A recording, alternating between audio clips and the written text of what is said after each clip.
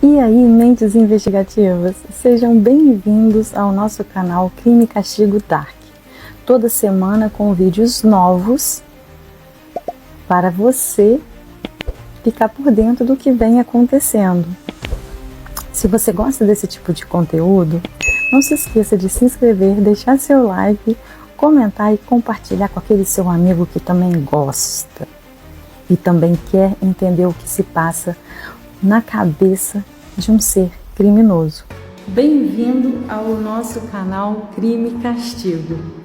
Se possível, inscreva-se, compartilhe e ajude esse alerta a alcançar quem mais precisa. Um relato perturbador desses que pesam o coração aconteceu na França. O título que você viu no início não é exagero. Estamos falando, talvez, de um dos casos mais cruéis e inacreditáveis já registrados. Tudo começou de forma aparentemente comum, mas ao longo dos anos a situação foi escalando até se tornar irreversível. É difícil compreender como a mente de alguém pode chegar a ponto de tirar a vida do próprio filho. Isso mesmo, do próprio filho, um filho que foi gerado, um filho que foi quisto, que foi planejado. Isso tudo para evitar uma batalha judicial por guarda. O amor que um dia trouxe essa criança ao mundo se dissolveu num vazio tão profundo que foi capaz de transformar uma pessoa aparentemente comum em uma figura monstruosa, um crime carregado de dor, insuportavelmente brutal e chocante.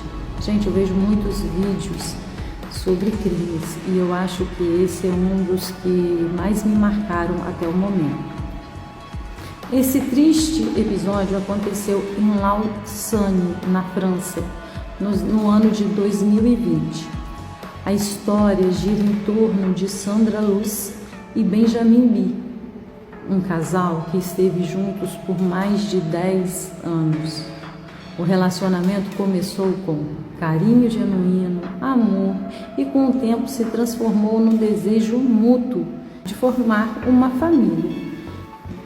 Que é geralmente o que esses casais, os casais que estão muito tempo juntos, eles têm esse desejo de formar suas famílias, terem os seus filhos.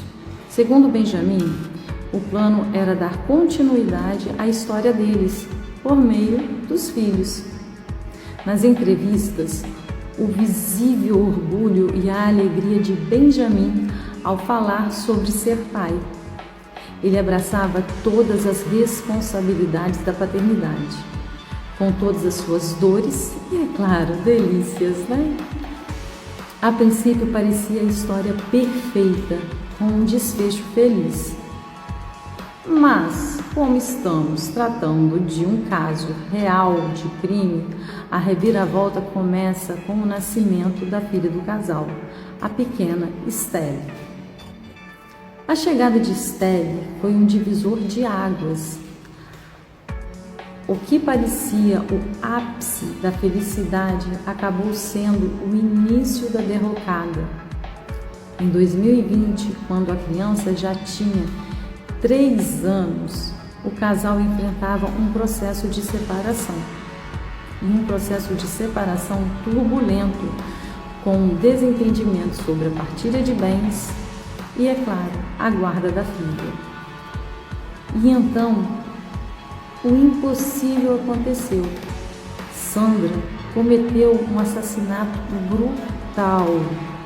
brutal, com 354 golpes de tesoura naquele corpinho de uma criança de 3 anos.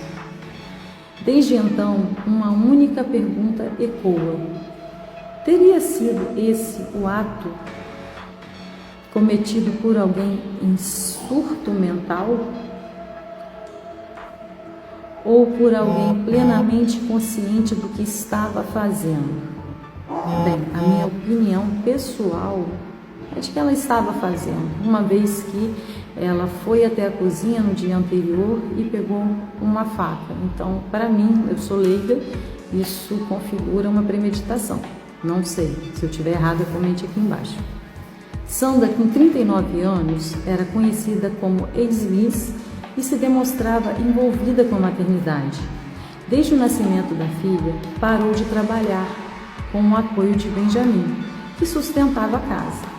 Mas quando a menina completou 3 anos, Sandra voltou ao trabalho, assumindo o cargo de secretária em uma prefeitura local.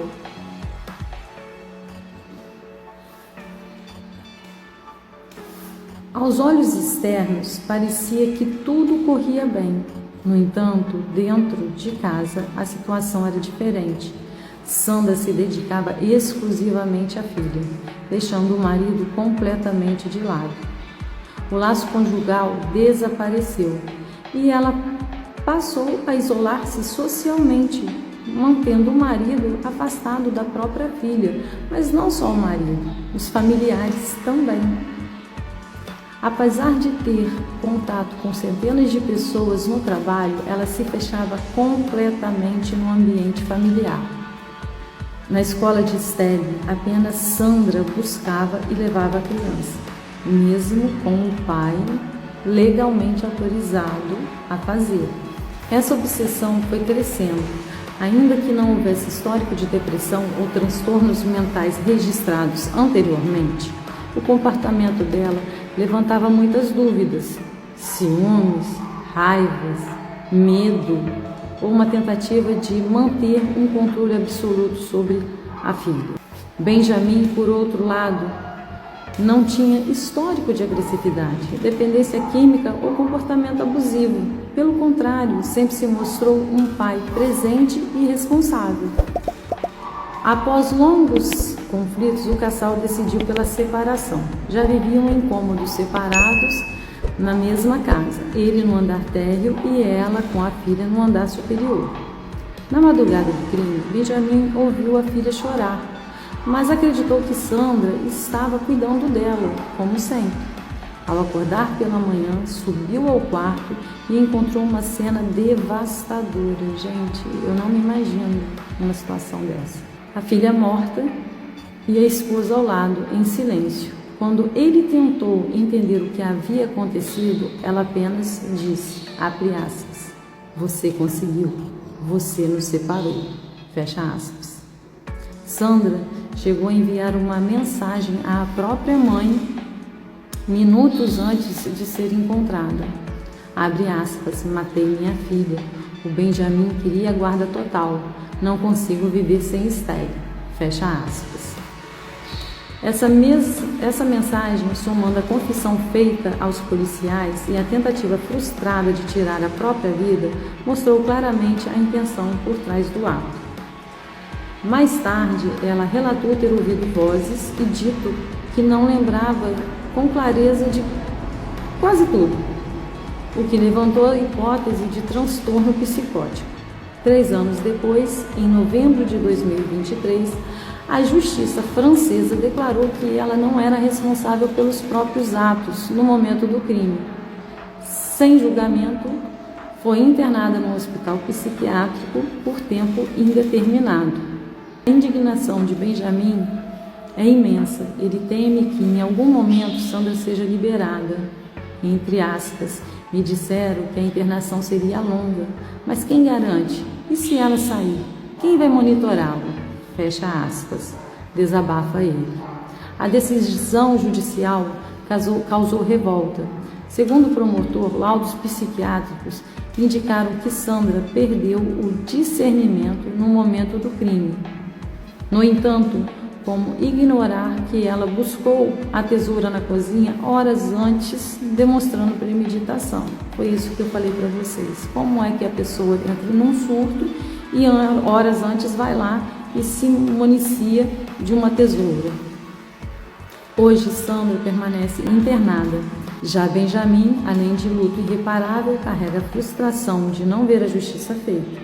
Ele não acredita que haverá um novo julgamento, a menos que um erro processual seja identificado, o que ele mesmo acredita ser improvável. A vida dele mudou completamente. Gente, como não mudaria, né? Não tem como. Não consegue mais morar na mesma casa, por motivos óbvios, né? Essa casa também, para ser vendida, vai ser um pouco difícil. Essa casa foi transformada em cena de crime. Ele sofre com depressão, vive atormentado pela culpa e visita diariamente o túmulo da filha, onde as mulheres nunca faltam, onde as flores nunca faltam. E o que nos resta é a mesma pergunta que ele se faz todos os dias: quem vai pagar por isso? Se vocês gostaram do conteúdo, compartilhe, comenta, se inscreva e não esqueça de deixar seu comentário. Até o próximo!